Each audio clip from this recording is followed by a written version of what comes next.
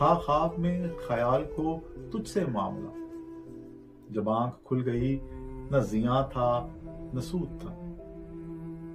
अब देखते हैं इस शेर के मुश्किल अल्फाज के माने। जिया नुकसान, सूद फायदा या नफा। ये एक आसान और सादा सा शेर है जिसके दो बड़े वाज़ेह मतलब है।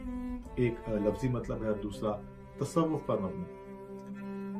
लफ्जी मतलब तो यूं के मिर्ज़ा गालिब कहते हैं कि रात ख्वाब में तुमसे कुछ मामला चल रहा था, वस्ल था, लुत्फ व करम की बातें थी, फिर अचानक मेरी आंख खुल गई, अब फिर न ज़िया था न सूद था, यानी फिर वही मैं और मेरी तन्हाई, तुम्हारी फुरकत, फिर वही सब बेमानी बेवक़्त लाहासिल। पहले मिसरे में मुआमला और दूसरे मिसरे में ज़िया और सूद का खूबसूरत रब्त देखिए कि ज़िया और सूद का इतलाक जो है वो किसी मामले पर ही होता है।